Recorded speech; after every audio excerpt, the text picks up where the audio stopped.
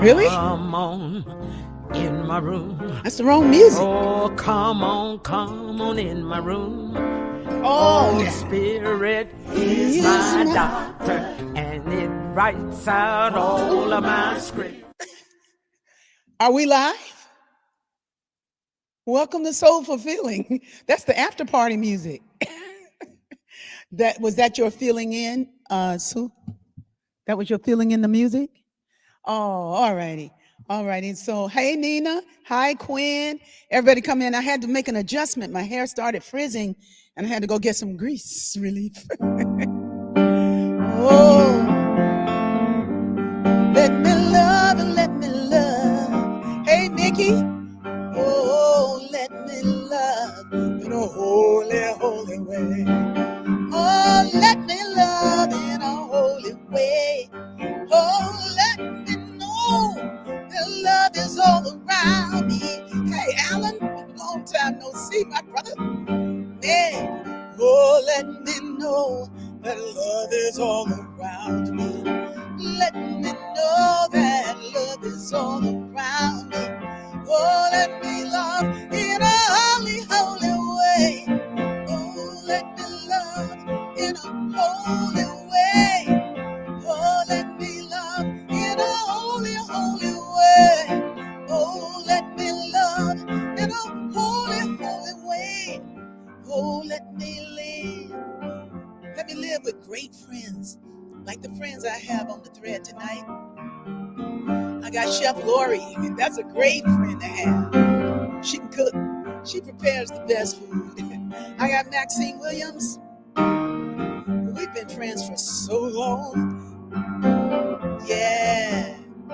Love is definitely all around me. That's right, Alan. So much joy and talented individuals around me.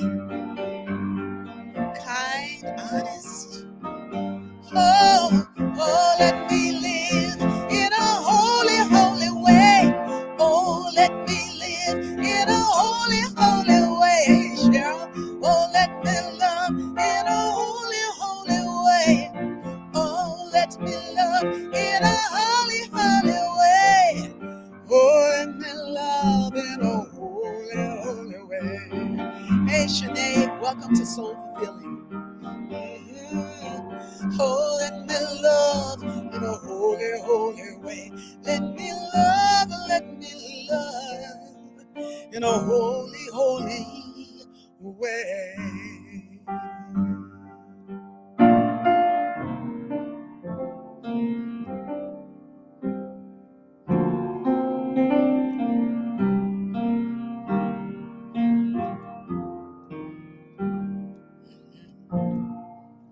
Let me love in a holy way.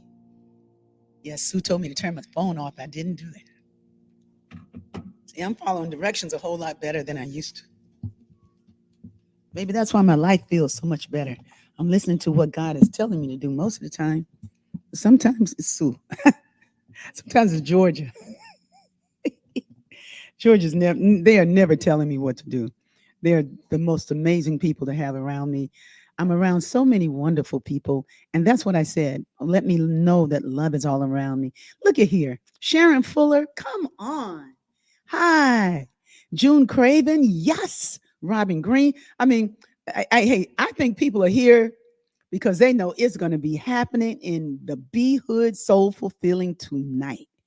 We have a very, very powerful show lined up, mostly because one, Spirit is in the house. Two, that means Belle Zwerdling is in the house. And when Belle is in the house, it's about to glow up. I've known Belle for many, many years.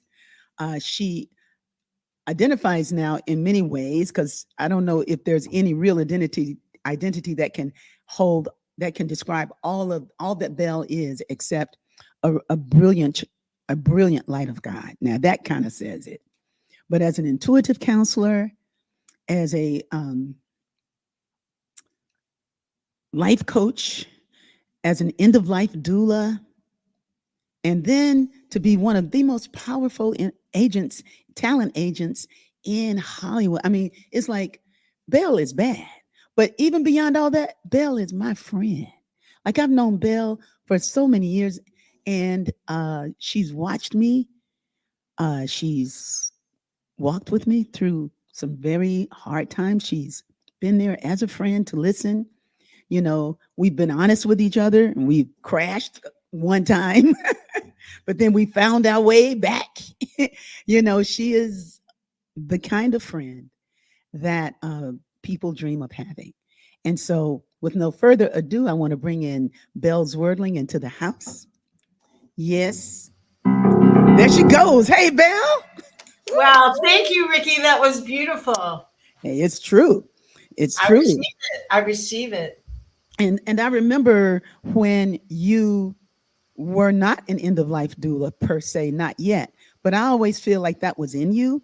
I feel like Mhm. all those things that my description. I don't know if you read the description for tonight, but I wrote a really good description. You beautiful. I did good, didn't I? You were amazing. But it's like she morphed into these other um, s- these other these other, I don't even want to call them roles, but they're ways to serve humanity, ways to serve the people around her. And but in the old days you were doing a lot of that then. For I feel like for me in my life, you were like an end of life doula then, Wow. because Yeah. I was kind of like who is this is in my backyard. Well, I'm not. You know what? I ain't gonna deal with all I need is one more surprise, Belle. Not a minute. These in my backyard. Is that Lucas? These are the paver people. You know, they show up and they don't tell you they're coming. But Exactly. I'm gonna. But Georgia's out there. That's good with the big hat. She's commanding the whole backyard. Back to my point.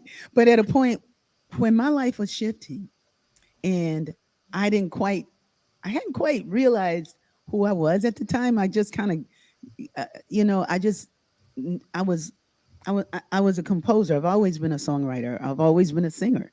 I've always enjoyed what I've done. But I think sometimes as people, as artists, and we don't know the power that we command. We're not in touch with. Some artists do, and maybe, but I was the kind of artist where I was I was different. I was in myself. I was here for God. I still had one foot wanting to be famous, sort of, but mostly I was there for God. I was doing the choir. I was doing all these things. And then I was kind of like on the way to a marriage, and getting ready. And it was, having friends that can reflect the highest and the best of you is such a gift. And you were that kind of friend. Well, Rickie, you were my inspiration. I mean, however you felt at that time, you were magnificence. Hmm. Magnificence. I mean, I watched you. I Mm. watched you show up everywhere at any time. Mm. People would call you on a dime and you'd be there. Hmm. It was so exceptional to witness that and watch your growth and watch you inspire. I mean, I can remember riding down the street feeling completely and totally helpless Hmm. and hearing your music. And then people next to me would honk the horn and go, Rickie Byars, Rickie Byars. So you were famous. I just. You were, your Mhm. beauty and your love and your light was shining so brightly, and you Mm. were touching people's souls on a daily basis. And that's deep because I knew I was what I was inside of the church with the choir, with a lot of people on this thread, and some not on the thread like Joanne Long. Hey Joanne, John Caesar. Joanne met me through YouTube. She didn't know about me through Agape at all. She came through one night. She felt something came up, and I was on the screen, and she's hearing this music in the middle of the night, and she was like, "What?" And then that's how she came into it. But for the folks who know me from the earlier days at Agape, they might not know, but what you said is really, I just, my attention was on what I was doing, Oh, what, absolutely. but there's And you were growing that church mm, because with the words, they needed the music. mm, And sometimes you weren't strong enough to hear the words, Mm-hmm. but you were always receptive to hear the music. Mm-hmm. And you were equally as powerful a presence in that church. I mean, when Mm-hmm. I first came into that church, I didn't hear Michael. Mm-hmm. I heard use me. Mm-hmm. That's what I heard. Mm-hmm. Mm-hmm. And then when I heard, use me, oh, I mean, Mm-hmm. Mm-hmm. come on. It was the most beautiful, beautiful sound. Still is.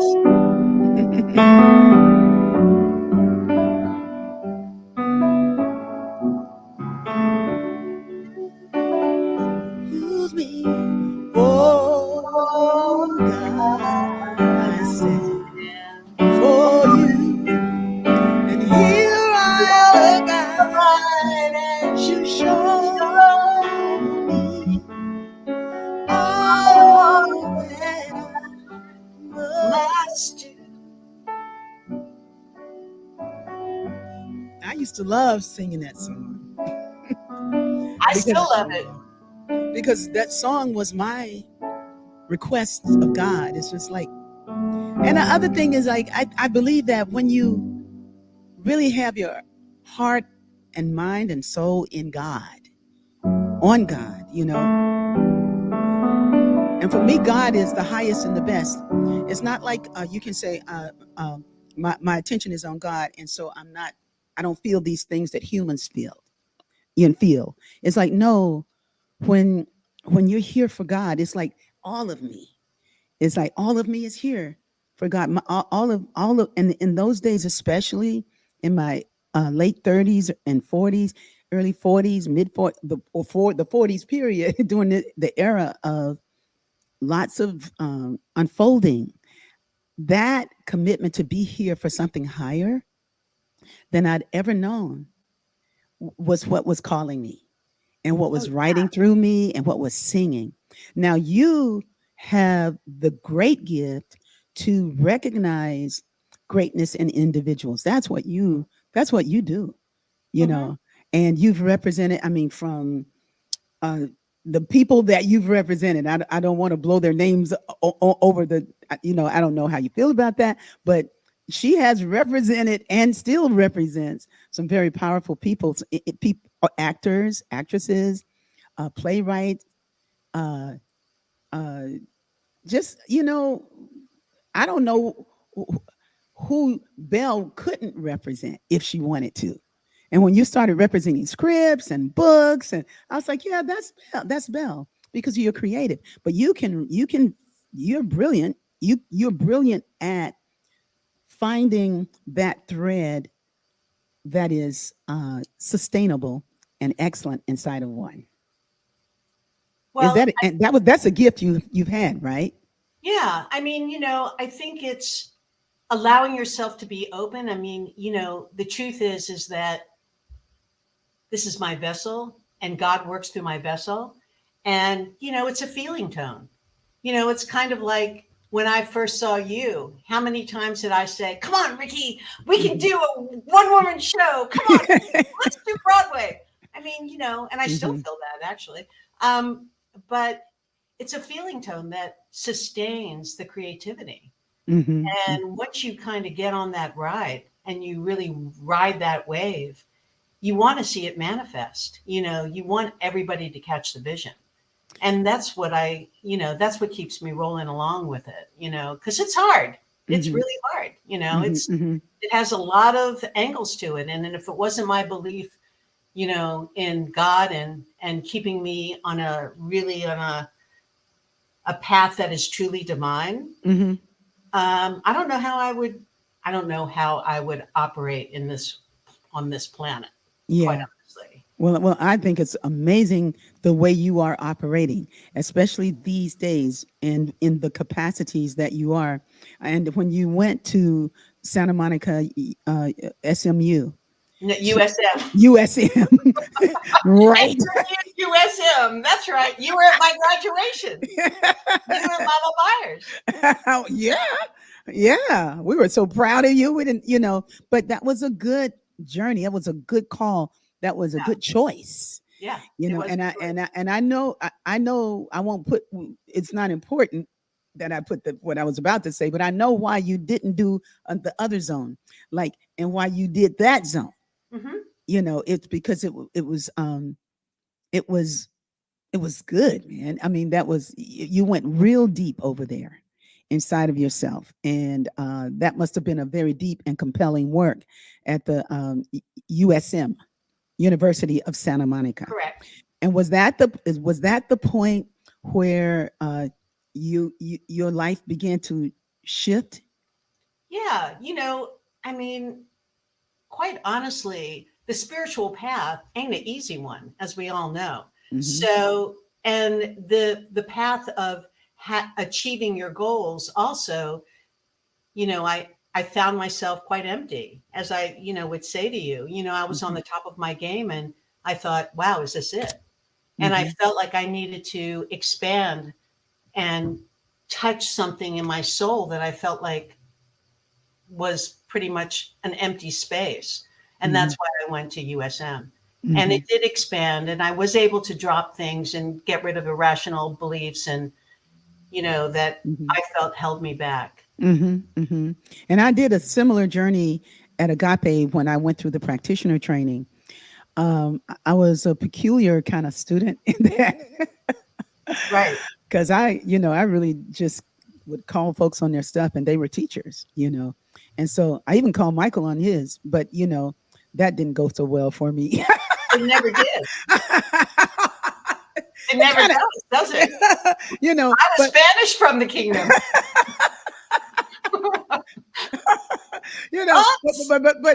but What? what happened was that I did get to surrender, because my affirmation is everything turns out well for me. That's my affirmation these days. And what I know is that that journey turned out well for me. I needed it. USM wasn't created at the time I started doing that, not yet. Right. And I don't know that I would have had time to go, having children and young children. I know I wouldn't have had the money.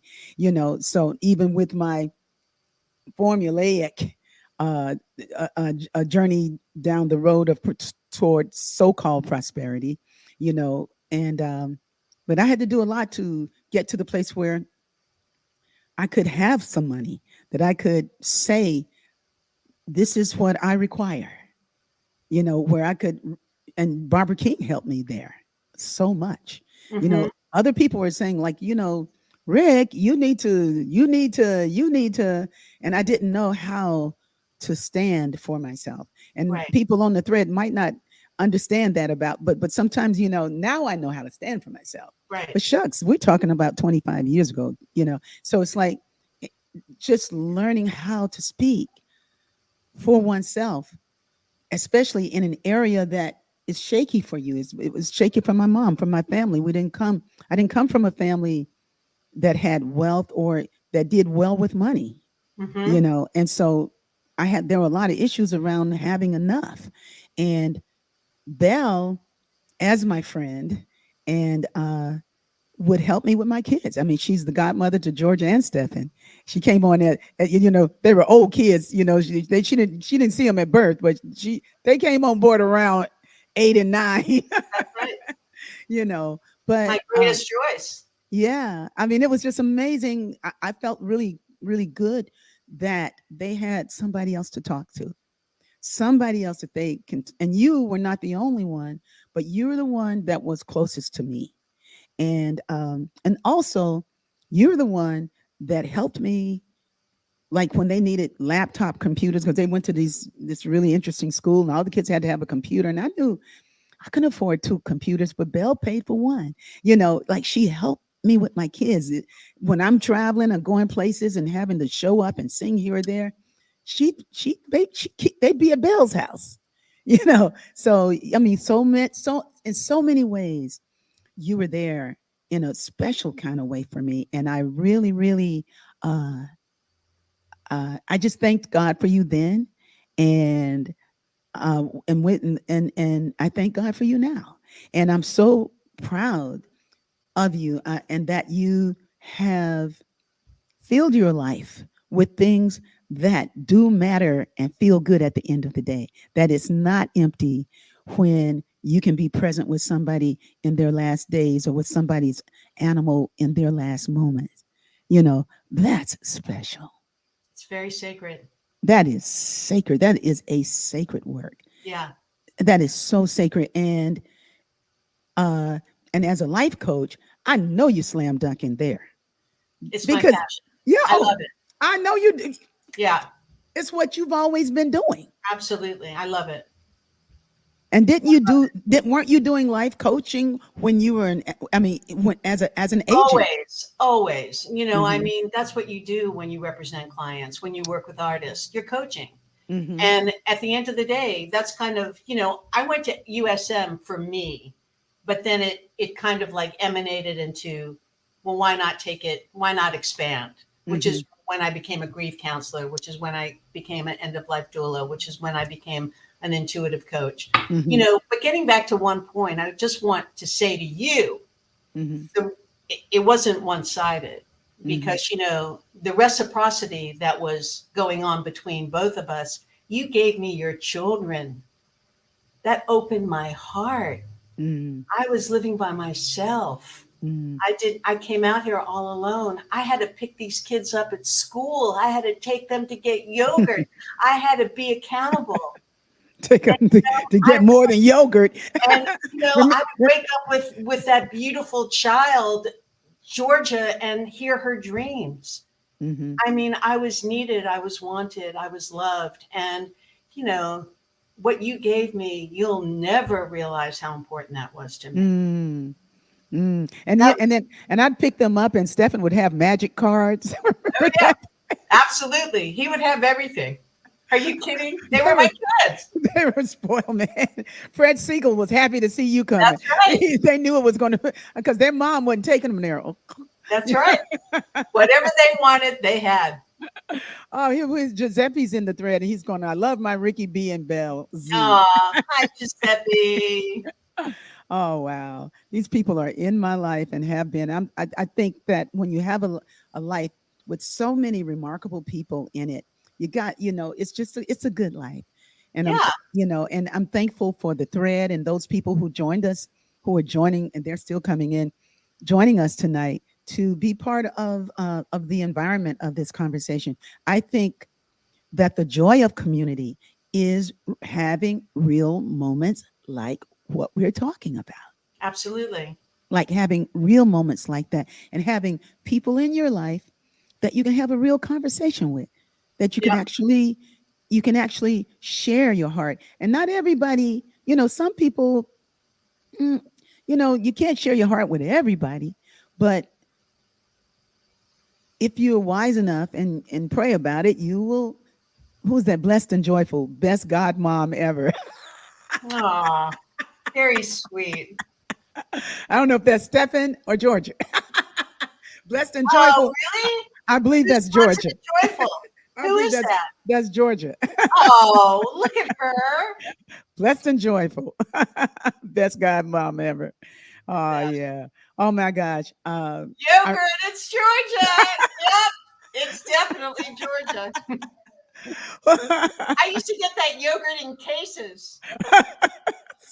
It they was were, so much fun. man, I was so thankful for the people that surrounded them. Good people, good, strong, beautiful people. Well, look who they were. I mean, look at them. I mean, they were rocking at such a young age. They were thriving. They were expansive. They were curious. They were fabulous. They were fun. I mean, they were your children, Ricky. They were they just beauties, both of them. wait a minute. Belle gave them a gift, you guys. I mean, Belle gave them a gift. Remember the acting lessons? Yes. As a matter of fact, Stefan thanked me when I saw him when we went to see the play. With And I totally had forgotten that. now the play she's talking about is Annie, Right. and my and Stefan's daughter Kirikou was the star of that. I mean, She was Annie. she was Annie, but I was supposed to say she was Annie because every kid in that production was a star. It was a Ev- wonderful production. yeah, they did a great job, Yeah. and and I'm not even big on stage and theater. Man, I was eating that show up It was the for best. because they were so good. Those little boys on the side. Yeah, it was really great. But Belle had given some acting lessons as a gift, and because I think she thought they had some talent, and maybe they might be interested, or A at least lot. at least have some exposure. Man, when I went, and then when I went to see them, and they study and they do the course. Mickey might know about this. Mickey Maxwell is in the thread. Mickey's fabulous, and some and others in the thread who may have had a journey with acting uh, or improv. And we have Quinn Fontaine who's on, and Quinn Fontaine is an amazing comedian who helps people heal through improvisation.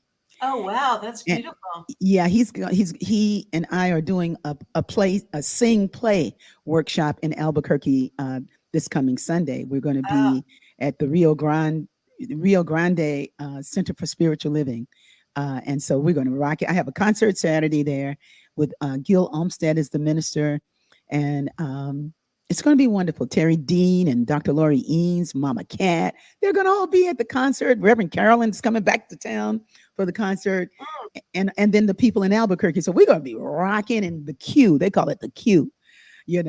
I thought I was hip with ABQ, but anyway, with these acting lessons, there was this culminating point where you go and you see them do what they do. You see the skit that they learned and how they deliver. And then Stephen was so good at oh it. yeah. He was so good. It was surprising because he never wanted to go. At home, he'd act like he didn't want to go, but he went, Mm-hmm. and he delivered. And then afterwards, he was like, "I never have to do that again." I was Mm-hmm. like, "No, you don't. But you're so good at it. Yeah. You're so good at it." And Georgia did it. Georgia did well too. She did very well. But they weren't interested in that. That's because they came to be producers. That's right. They wanted to have more control. They didn't want to wait around. And look That at them both. Beautiful. yeah, yeah. I tell you, the one to watch is Kariku too. That's Kariku, right. Jada is has great potential, but I don't know specifically what Jada is working on. But all these kids, I mean, we're talking about my kids right now, but all the children that are coming up, many of them who have parents who know how to nurture and at least hold them, Yep. are finding these children to be very, very brilliant in their expression. And even if you don't have the gift of holding and loving them, they're expressing brilliantly. Sometimes it's in the wrong direction, but They're expressing. they're And as a expressing. parent, all you have to do is let them express, Mm-hmm, nurture their expression, allow their mm-hmm, creativity to come through, no mm-hmm, matter what it comes, no mm-hmm, matter what the end result is. Just, mm-hmm, you know, as you know, Ricky, there's nothing like creativity. mm-hmm. It feeds the soul, no matter Yes. what it looks like. If you're reading a book, if you're writing Mm-hmm, a song, if you're speaking a collaborative effort with somebody and creating something, it really sparks the soul. It just yeah. does.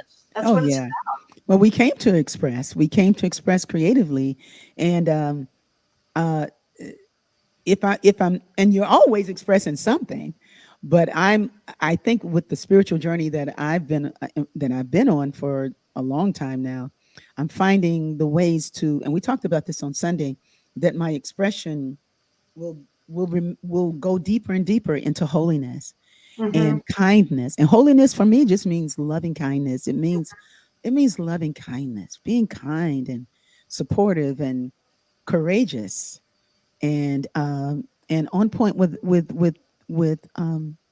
showing up in a holy way. Hmm. That's why it's one of my favorite songs. So when the story when my story went from, because we were talking initially about Belle being able to see the highest and the best in an individual. Like I used to do that as a vocal coach. I could do it. I couldn't do it for myself, but I could do it for other people. I could do it for somebody else. Uh, but when I when I married, something shifted. Something shifted, and things shift when you marry, especially when when. And I didn't just marry a man; I married a church. Also, I was already married to the church, but I went deeper in it because that's what love does. Love takes you deeper. You can't be in love and be shallow. I don't think there's any such thing. I think if you're really in love, if you're deeply in love, if you're really in love, you're deep. It's deep. Mm-hmm. It's deep. Do you know this author named Percival Everett? No, Oh my God, Belle! What? no, I'm writing his name down right now. Oh, Percival Everett. I met Percival Everett through Georgia, Okay. and he has this book that he wrote. And this is for everybody on the thread. This is one of the most brilliant writers I've ever come across. He's African American. He used to teach English at the University of Santa Monica. He's written Oh, books and books and books, at least over 35, 40 books. And he's been nominated for the Pulitzer but it doesn't matter. For a long right, time, right. there's so much resonance when I'm reading him because he wasn't really trying to be the New York Times bestseller. He wasn't going for that. His thing, he would even be self-published and go through smaller publishers, and there's a certain resonance in that for me, But he's got this story called Epigenesis. He's got a book of short stories. The name of the book is Damned If I Do. Okay. Okay, Damned If I Do. But he's got other books like Trees. Trees is phenomenal. Erasure. And none of his books, like if he writes one kind of book, the next book is going to be totally different. You know how some people will write a detective series and that kind of thing? Not Percival. He is character.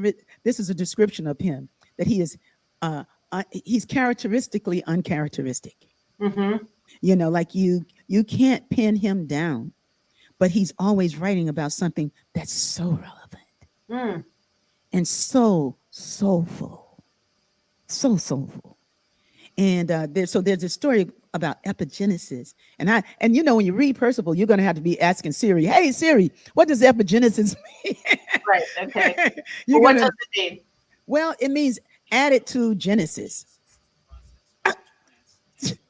That's him on the phone. Yeah, no, that's the Siri. Oh.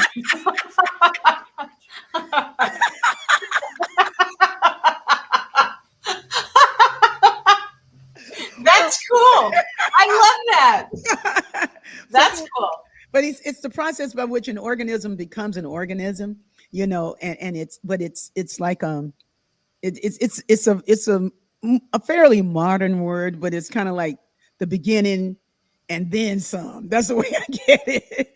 But it's an interesting story, that he writes, and he's talking about he goes fishing and he comes upon this and he talks about fishing poles and fishing lines, and he describes them so he loves to fish, or he's been around people who fish, because the way he describes a rod. How many people on the thread fish? Any of you guys go fishing? I never. John Caesar, I know you go fishing, but I've never really been fishing.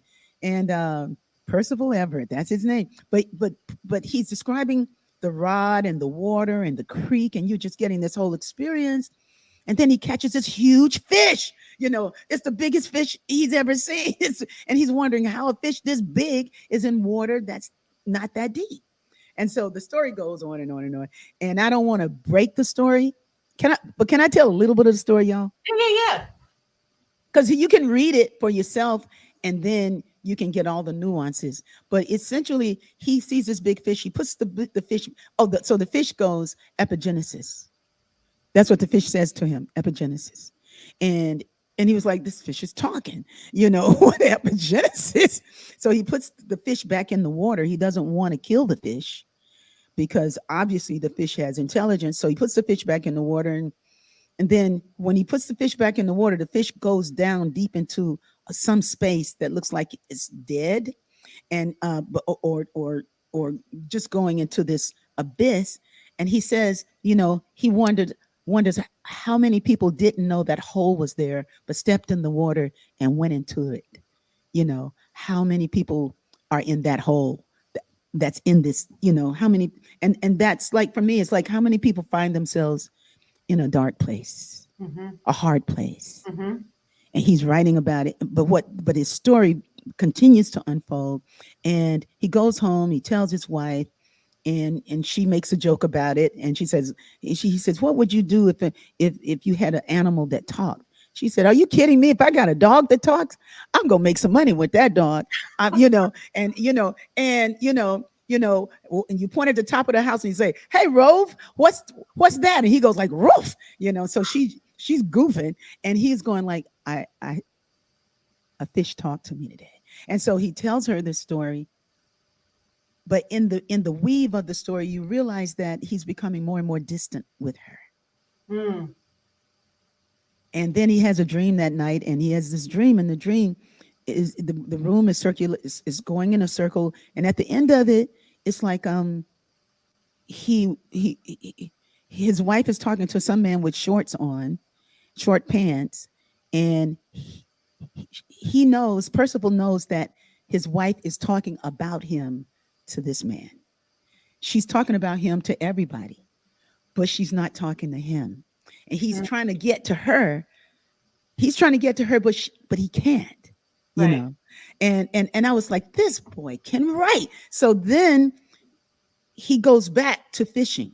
He goes back to the creek, to see if he can talk to the fish or see what can happen, or to see if he's going crazy. And he goes there, and the fish shows up again. And so this time he takes the fish. He says, and the fish says, take me home. And he says, what? So how you doing? He says, well, my wife is my wife is slipping away from me, and he's sharing this stuff he says, well, take me home. So he goes home, and then and then at the end, I'm taking all this time, I should be talking about scripture, but anyway, No, so it's but he goes home. The fish is in the car, and he says to the fish, I'll be right back. So he runs in the house, and he's screaming his wife's name. She comes down. She's got a robe on. She's got her hair twisted up in a towel. And he says, you got to come. I got to show you something. I got to show you something. And she was like, but I'm not dressed. He says, no, you got to come. You got to come now. You got to come now. And so she comes down, and she's looking around, not wanting the neighbors to see her. And so he takes her to the car, and then he looks inside of the car, and there's a dead minnow in there, just wow. a little fish, that's dead. And so he sees that the fish is not there. There's a little fish, and he turns around, and he looks at her, and he takes her shoulders, and he says, I love you. And that's the end of the story. Now, I'm leaving out a lot of stuff, but not much. But the deal is that the way he sets you up, that he's got to something like something insane has to happen for him to have the courage to reach for her. And to have the Yeah. connectivity. And what he says while he's reaching for her, he's looking at her face. He says, I'm trying to memorize her eyes. Mm.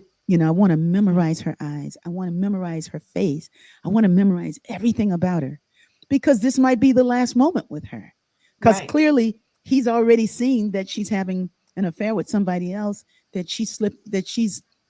but she's sleeping in the bed with him, but her heart is with somebody else, Right.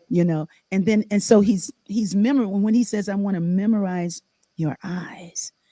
I want to memorize her eyes. He loves her, and all he could say is that's what he could say to her. He took her by the shoulders, and it's like, I love you. And I love the way he writes from a man's perspective, Right. from a man like him. Because if I don't know if there is a male perspective, because men are as different as women, but it's so refreshing to read a book, to hear from a man's feelings, because so many times men don't share their feelings. Well, women too, Rick. It's like, we say we run to love. We run away from love. Mm. You know, that's what's so about that story that's so profound, because Mm-hmm. it's hard running to love because we Mm-hmm. have all of this stuff wrapped around. I'm going to get hurt. I'm going to get rejected. Mm-hmm. You Mm-hmm. know, Mm-hmm. rejection is just protection of what Mm-hmm. it is that you shouldn't have. You Mm-hmm. know, so it's really hard to place your heart into somebody else's. Mm-hmm. It's just Yeah, hard. it is. And Yeah. so when you finally have the courage to say, I love you, and be anchored in that, Mm-hmm. it's pretty profound. Yeah. Yeah. And the way he describes it, Mm-hmm. it it helped me. Mm-hmm. When I read his books, it helps me someplace, just that I could rejoice in the honesty of his heart. It's redeeming. I don't know. It's redemptive in a different kind of way. Yeah, I You get it. know, you know. I'm going to do a song called I do it often in Soul Fulfilling, but sometimes when you're at a point in life where you have done all that you could do and you have to let go. That's what's for you to do. That's the next phase, is letting go and letting go into God. So you'll know this song well, Belle.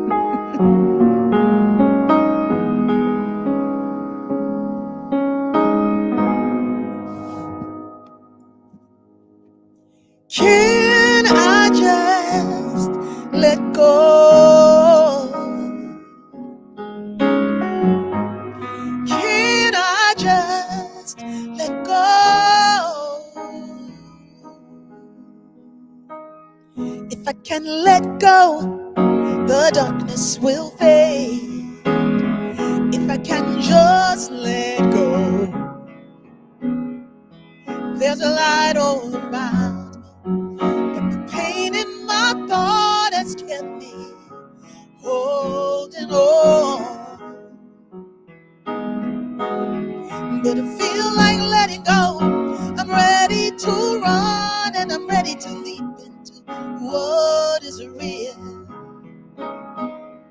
I got a sweet invitation, a mandate of ecstasy. Let go of your will, drop your tools and follow me. I am the life within you. It's time to release.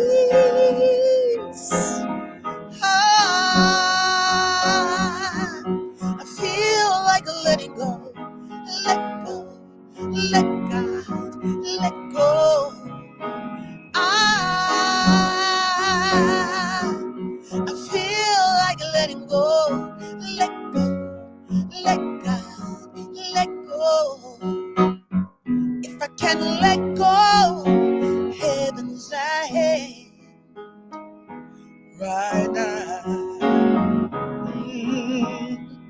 New life is awaiting while I'm rearranging these old facts of mine.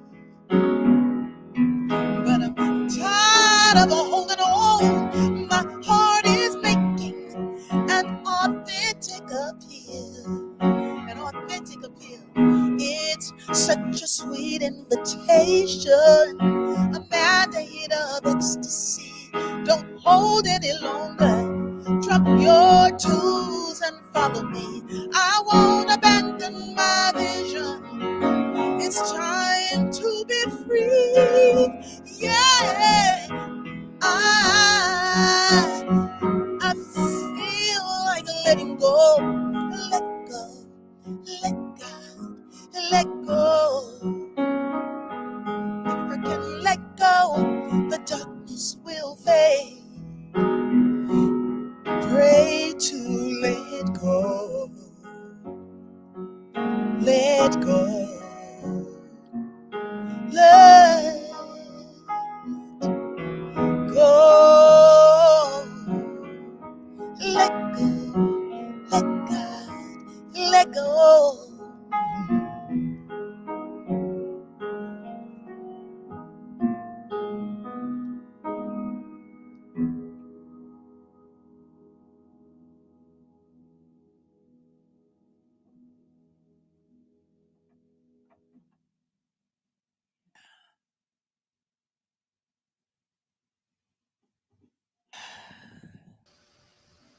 I was just feeling the end of life doula. You know, that song came at an end of life point for me. It's like, I feel like letting go. And I let go into something greater for me. And I give thanks to my beautiful friends that would reflect to me beautiful things about myself that I could anchor in. And yes, yeah. So with the as an end of life doula, Belle, what is it like when you're there and someone has one foot in this world and do you what does it look like? What is an end of life doula? I I listen to them, truly, because it's their journey. And I don't try to go into any sort of, you're just there. It's a very profound time. And it comes down to, I think, more of when the person is ready to accept that's the next part of their journey. Mm-hmm. And when they are ready to accept that, it's really sacred. Mm-hmm. There's, it's an energy that happens. You can Mm-hmm. feel spirit in the room. Mm-hmm. Um, there's a softness to it. There's a serenity to it. Mm-hmm. I think it's more chaotic with family when they're not ready Mm-hmm. to fully accept the fact that, you know, the soul is leaving the body. Mm-hmm. But that's all that's happening is the soul is just transitioning to another space, another, Mm-hmm. but there's nothing more, I think, loving and compassionate. I mean, I was there when my mom died, and it was absolutely stunning. And my niece, Ray, who and my Mm-hmm. sister bathed her and dressed her for her next journey. And I have to tell you, that was powerful. Mm-hmm. For the daughter, for the child to give the gift of the Mm-hmm. last journey to the mom, Mm-hmm. how more Mm-hmm. loving can you get? Mm-hmm. Did they bathe her? Had she passed? But When she. my mom had passed in the Jewish religion, you bathe the body, you wash the body, and then you clothe the body in a white Mm-hmm. and Mm-hmm. cover the head in white. Mm-hmm. And, Mm-hmm. they're Mm-hmm. off. Mm-hmm. And it was beautiful. Yeah. How long ago was that? I'd say it was about 6 years. Mm-hmm. Yeah. Mm-hmm. Mm-hmm. And just being there at her last breath. Mm-hmm. Mm-hmm. I thought it was going to be very climactic, like Mm-hmm. Steve Jobs when he took his last breath and he did, "Oh God, whoa, God." And my mom just, Mm-hmm. Mm-hmm. you know, Mm-hmm. Mm-hmm. we're all Mm-hmm. so perfectly individual and, Yes. we just go sweetly out. Yes. Yes. Yeah. Yeah. Yeah.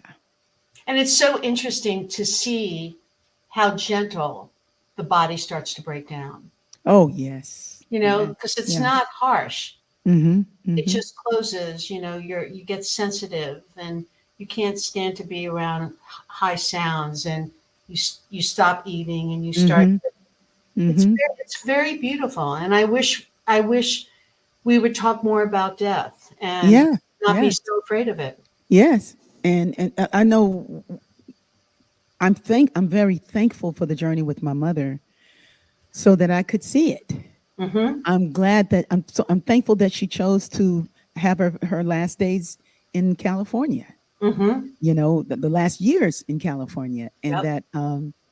that I could that we because lots of people on this was several on this thread helped with my mother from time to time.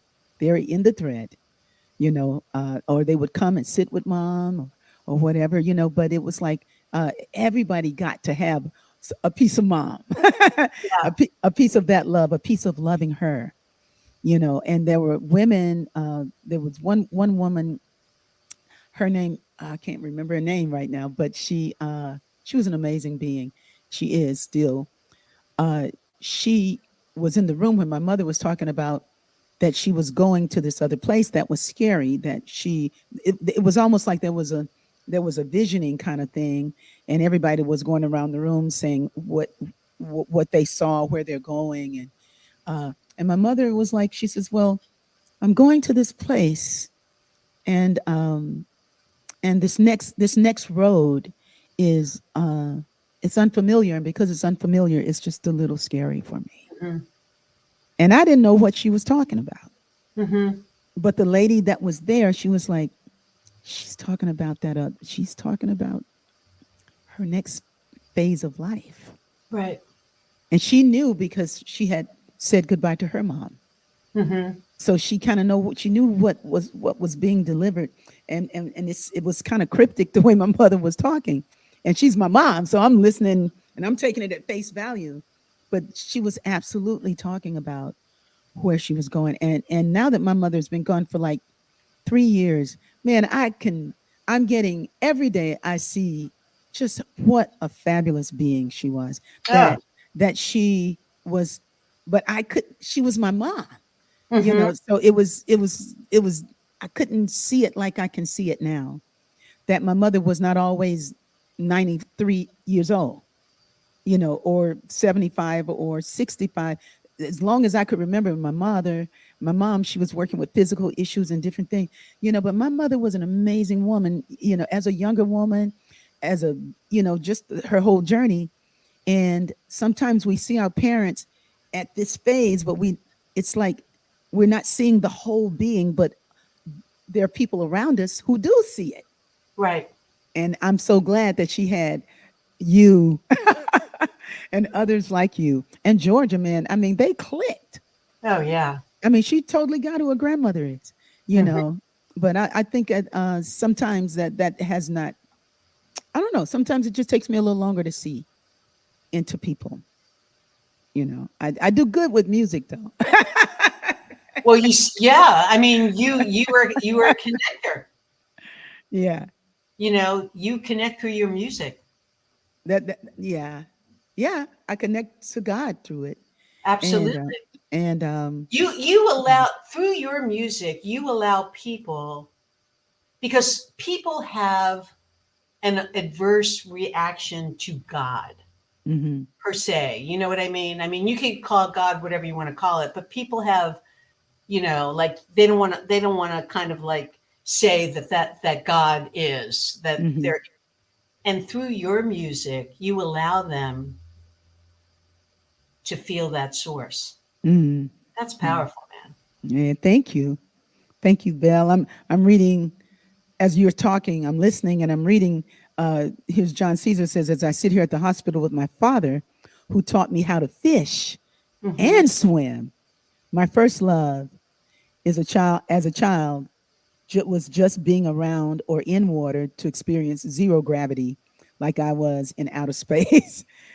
And he's in the hospital with his father now, Mm, and walking through that valley with right. his father, and but his father's doing better. So, oh, he was doing better. So we have lifting you in prayer. Uh, Always. yeah. Look, and Kathy was like so profound. Hubby Dan and I were there singing to Dan's mom as she transitioned. Powerful, sacred moments. It's like the end that that phase is amazing. Like where you have this, you've reached this place in this life where you're done, Hmm. where the road is where the road is It's complete. the road is complete. And I think sometimes even in churches, there it's like, well, we're going to pray and pray and pray, for a healing, Hmm. and I don't know that there was ever acceptance of, hey, this could be a very beautiful place to be, that when none of us, nobody's going to be here forever. We're going to make that transition. Right. And it would be beautiful to be able to learn how to accept when one is in that phase so that you can make the most of it, Absolutely. instead of waiting for a miracle. Yeah. The first thing I learned when I took the courses to be an end of life doula is, if you have energy around death, you're not living your life fully. Mm, I mean, how profound is that? Mm-hmm. You know, if you're stuck in, I can't do that. That's too risky. I can't do that. I may die. Or, Mm-hmm. you know, Well, you're not. well, I got a little of that. Not that A I lot of may. people do. Yeah. I'm going like, well, I'm good. But it is the yin and yang of Yeah. life. Yeah. You know, Yeah. it's not a shadow. It's Well, just well, well, listen, we're talking to somebody that jumped out of a plane, so that's hello. that's extreme. You got that one. Yep. I'm still learning how to And a lot swim. of other things, I may add. That's all right. Look at you now, baby. You know, Exactly. and 70 and fine. ooh, come on with it. Come That's on with right. it. Yeah. Well, I'm thankful that I've watched you through these different ages. You know, Decades. sage in the way that you are, that we are, and then now the stage is set for so many beautiful things to transpire for you, and because you're rising and expressing, it gets on us. That's the whole point, to bless the world, to bless the world. How, Absolutely. now we're Yep. going to go into the after party in just a moment, but tell people how they can find you, Belle. You can find me bellezwerdling.com, right? Mm-hmm. Yeah. Mm-hmm. And She's got a obviously, beautiful website. yeah. Thank you. Yes. I love it. Yeah. Do you do therapy for families? Do you do family therapy, or like for little children, or what who You would know, you? I I I do counseling for Hmm. anybody that is stuck, Hmm. whatever that looks like. Hmm. You know, I'm not, I'm not somebody who is medical. This is, Hmm. but I do whoever is not feeling the joy, who can't find their way, who Hmm. doesn't know how to pivot, Hmm. who's afraid to take those, those chances into having a fuller life. Hmm. Hmm. Y'all hear that? So if you want to speak with someone who's really incredible at helping you learn to pivot, then she's available. You can reach her at bellswordling.com. And we have a podcast with my girlfriend Julie Ariola that's coming out on Saturday called All About Getting Older and Thriving. And it's Hmm. called And Then What Next. So I'm Hmm. sure you'll be able to find it on Spotify and all the other platforms. And say, what's the name of it again? And then Yeah. what next? That's a good conversation, Yeah. especially for many of us who are at that point. It's like, a friend of mine sent, oh, well, we got to close. Don't leave, y'all, because it's going to be rich. We have about Woo! 20 more minutes in the after party. Those of you who have to go, I want to thank you for joining us tonight. I want to thank my beautiful friend Belle Zwerdling and Sue Lingle for production. And I want to thank Jakadamu, who's coming over to cut my hair tonight. What? It's That's the biggest thanks. oh man, it's about to go up.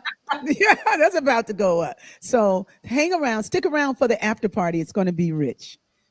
Let your joy be so triumphant that you rest in God and say amen.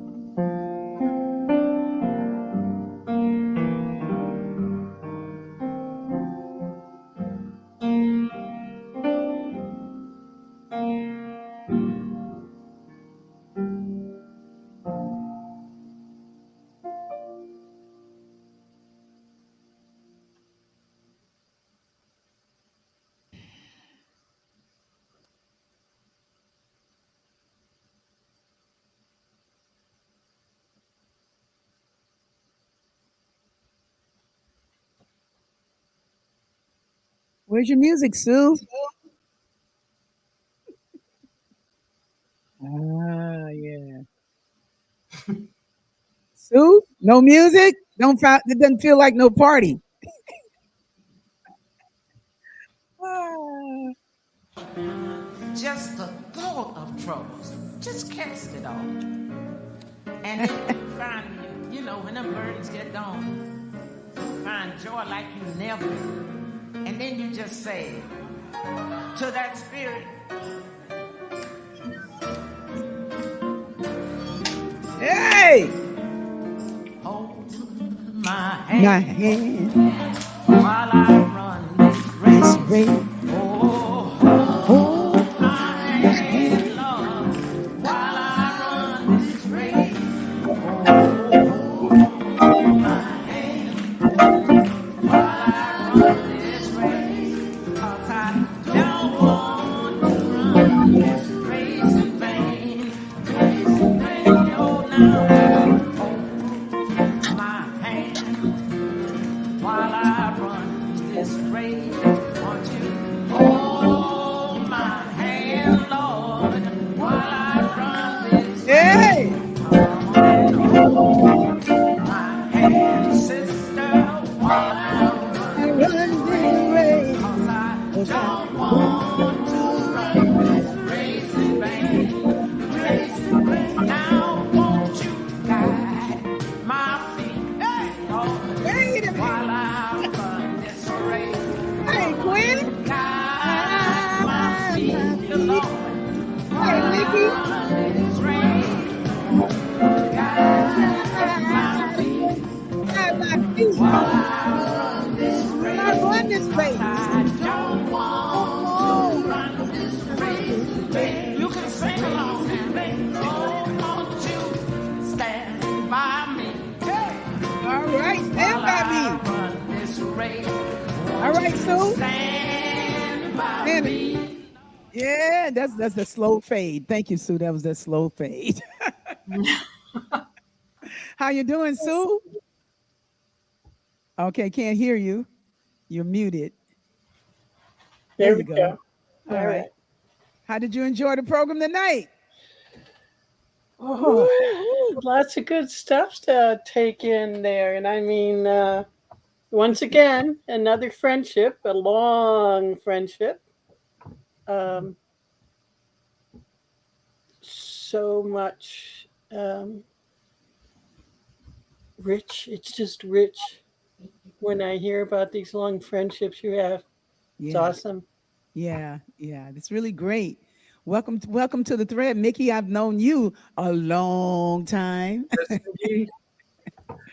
How you doing? Good. I love that you sang "Feel Like Letting Go" because I think I may have told you this story once before, but I was working in a job that I just hated, and every day on the way to the job and on the way home, I would just play that on a loop over and over again. Mhm. And I'm currently working at a job that I don't really like right now. And Mhm. I was singing that song all day today, and I love that you sang it.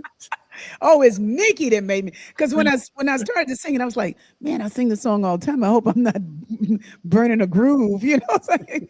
No, it was perfect. And I had a thought about something that you were talking about earlier. Of course, my favorite song by you is "God Is All There Is." Mm-hmm, mm-hmm. One of the best lines for me as an actor that I've ever heard that changed my whole life was "Haunted by dreams that were meant to come true." Yeah, yeah. And I thought about it because when you're talking about how you perceive fame and how you think that it's so important and it becomes more and more important the older you get and the longer you've been in this business. Mm-hmm. Um, it represents like a certain amount of freedom and abundance and all kinds of things, and you start to find a place where you have to adjust your thought process to think, well, it's also starting to represent failure. And I have to be really careful not to let it represent failure. I love what I do. And every time I'm doing it, I'm hugely successful, Mm-hmm. no matter what, whether I'm famous or not, just Mm-hmm. being an actor and getting to do it is on any level is amazing. Mm-hmm. And that's success. So I was thinking about that a lot after you guys were talking about that. I think about it a lot even today. That's a good point. And Quinn knows all about that because Quinn's a comedian, and this is Quinn Fontaine, everybody. So Quinn, speak on it. First of all, I loved tonight's show. I was so moved by your friendship and the depth and the realness. Like we had a moment where we weren't hanging out And then we found our way back together. I love that, right? Mhm. Yeah, I'm grateful now that I didn't make it when I was out there chasing fame, because I was in the wrong body. My name was Kathleen. I hadn't discovered my trauma. I would be dead if I had made it when I was in Hollywood chasing that dream. And today I get to be here and know without a shadow of a doubt that God does have a plan for me.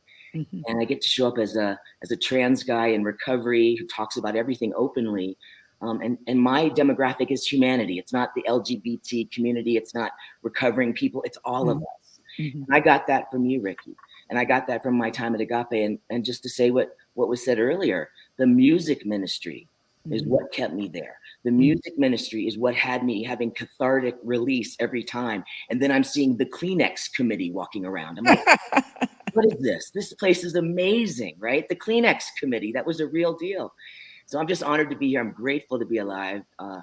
It's no joke. I like to say I have a 17th chance at life, and I'm taking it, right? I was out there tempting death for a long time because I didn't know how to do life.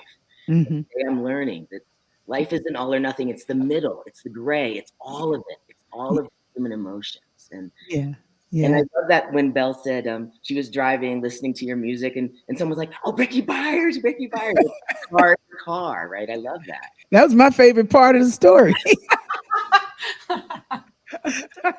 And then there's Germond, and we talk about this phase where you know, especially these days after the pandemic, that what the pandemic did, by kind of like stopping the old order, the old way of doing things for a moment.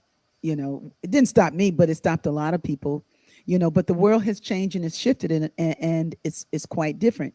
And so, Germond, let's hear about what you're doing in terms of this in this area of in kind of like in between stages. You need to unmute. Can you hear me now? Yeah. Or just talk about whatever you want to talk about. Oh no, well, I think that pandemic time did give, me a chance to make a transition, mainly with just connecting with family. Because before then, I mean, quite honestly, I think I used to talk to my mom and dad once every 2 months, maybe. You know what I mean? But as the pandemic hit, I was able to look inside myself. I was working, but then I wasn't working like everybody else. But it gave me a time to kind of be alone a little bit. And I was kind of wondering, like, well, man, I don't talk to my mom them that much. And so for that time, it allowed me to like reach out, and there was other things we were doing that allowed us to talk to one another on a regular basis. And so that became the call of the day. And ever since then, I've been moving towards what I felt like doing in my heart. And, one of the side notes that Rickie, my aunt, is probably talking about is I picked up, the hobby and now passion of skating, as well as educating folks about financial concepts and things of that nature. So it was more of like, stop chasing that Hollywood dream, trying to get that money. I wasn't really a big fame person, but I was kind of into things. I remember when Belle first got that Mercedes, I was like, oh, I got to get that. And I remember that to this day. I was like, oh, who is that? I mean, I knew you, but I was like, oh, the car is lovely, by the way.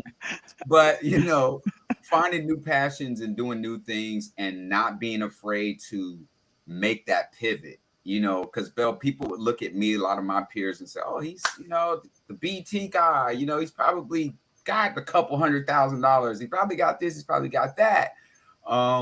But no, it was just me. I had gone through a breakup, and then there was just that shift. It was kind of like what you guys were talking about during the broadcast. It was a shift for me to say, okay, let's look at what you're actually doing, who you actually are. What do you like actually doing?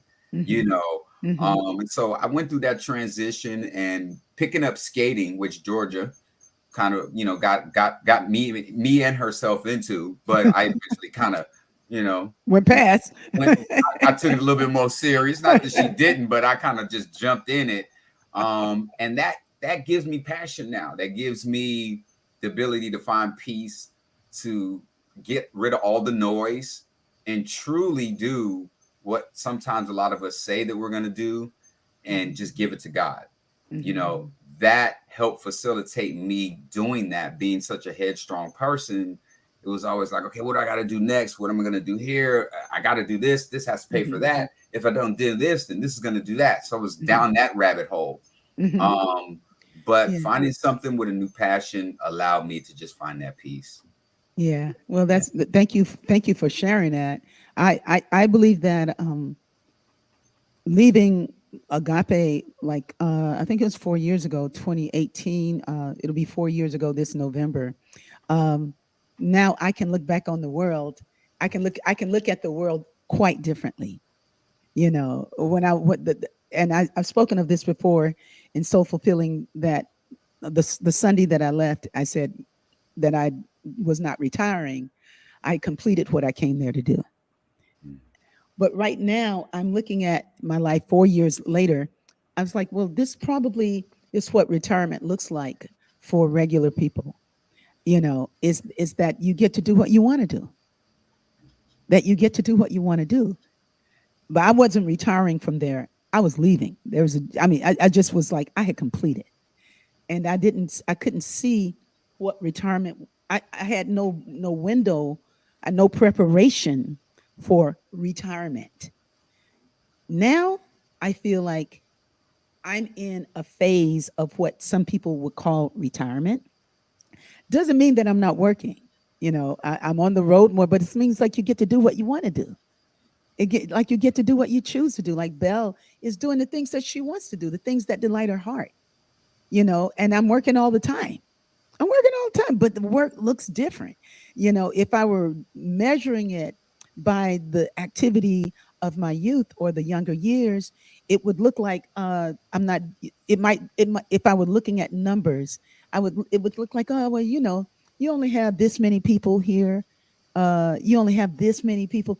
And now it's like the world, especially since the pandemic, seems to not be so much about the numbers, for at least for those of us that are over 50.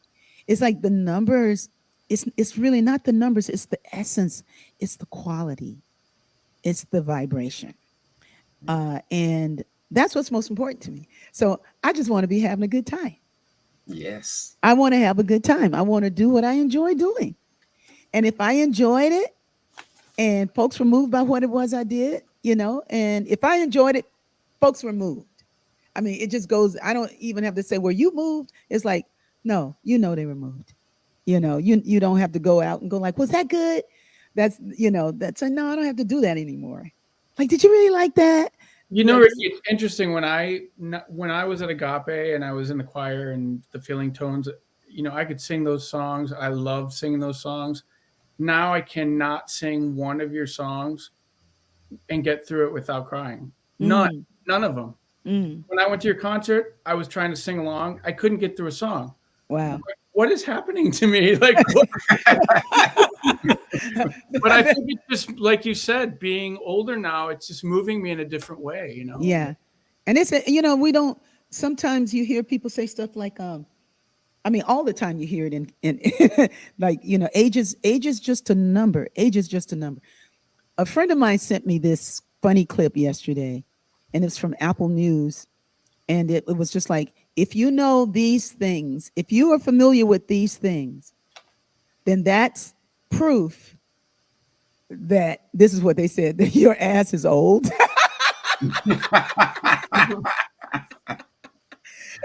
it has stuff like Jiffy popcorn in the big thing like that. Mm-hmm. It started out with a bowl of candy that sticks together. Like if you remember a candy in a bowl and the candy stuck together in the South, you know, you gotta really pry that candy open because it's old candy, right. You know. And they had all these.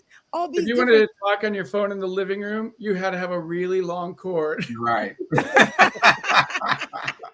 Right. You got that phone, you know, and the things that they had on it was just, I knew everything. I was like, wow. And I could laugh about it because it's historic. It's like we've come a journey, some of us.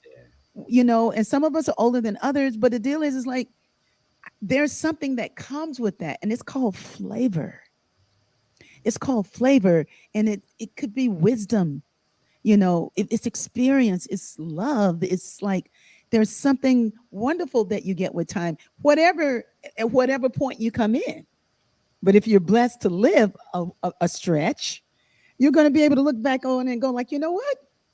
My body's different than it was 20 years ago. Yes. It's a journey. My grandmother lived to be 96, and she Woo! lived in a one-room shack in Ireland with no running water, electricity, Mhm. and died with a computer in her pocket. You know what I mean? She went from no electricity or water to having a cell phone with a computer on it in her pocket.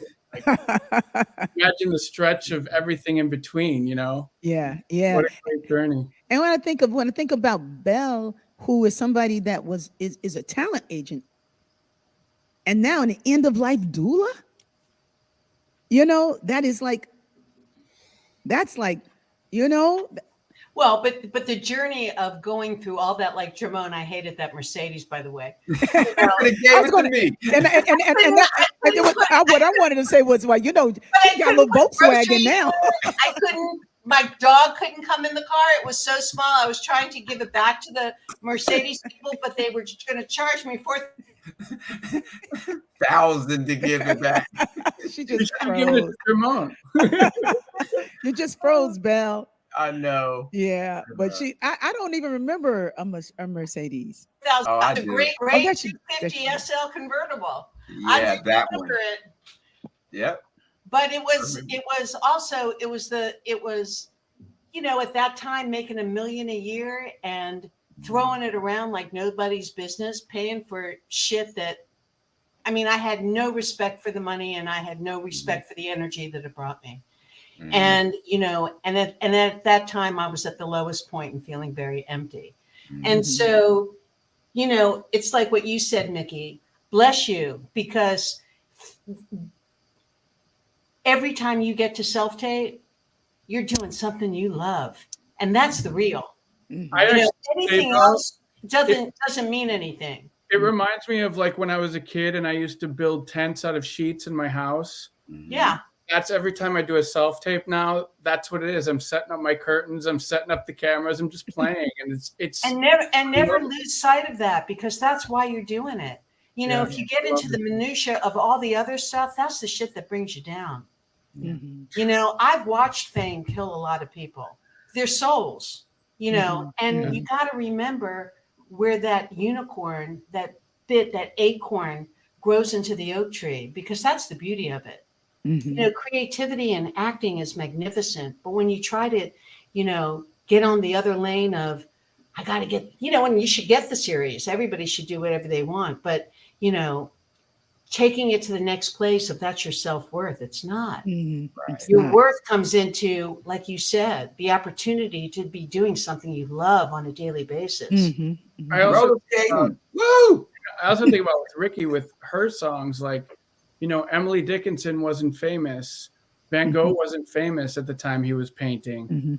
Mhm. Everything you're doing is just it's bigger than any music I've ever heard, Mhm. and it's going to live on for generations and generations. It's just Hallelujah. so big. Hot dog. But I'll You know- tell you, when I hit 70, I had freedom. Mhm. I felt a lot of things just really Mhm. clear up. Yeah, yeah, You me know, too. I Me don't too. I don't care if you don't like me. Mhm. I don't care. You know, if there's a freedom in that, you know, Mhm. not Mhm. having to do a tap dance to people to, you know, look at me, I'm great. Oh, I really, let me, you know, Yeah. there's a confidence that I have now. There's an authenticity that I have now that I didn't have it. Mhm. Feel blessed to be kind of starting to go through that at 51. Yes. So I feel blessed to be in a room of folks that I can listen to make me aware of what I'm actually going through, as opposed to thinking, am I having a midlife crisis going crazy? I mean, no, you're just wanting to do what you want to actually do, and you're not afraid to go get it. No matter what it looks like in your bank account, what your friends think, or who you think your friends and what they think. that doesn't matter. You just have to go and do what makes your heart sing. And I hope I'm doing a great job at doing that.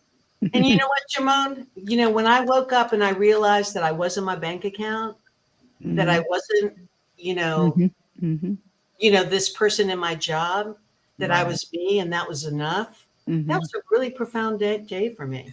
Yeah. And it's so good that you could return there, that you could get back there, because so many people get lost out there. Yeah. You know, they get lost in their things, and they just get lost in the world. Right. But they can always come back. That's the thing. You can always, hey, because it's right there in there. That's right. It's right. It's right. And the pilot light is always lit. It may be low, but it's always lit. That's right. The pilot light is always lit. And we're going to end on that one. The pilot light is always lit. You know, no matter how far you stray. That's a song, by the way. Hey. The pilot light is always lit. The pilot light is always lit. You got it. Before y'all go, this is an after party thought right here.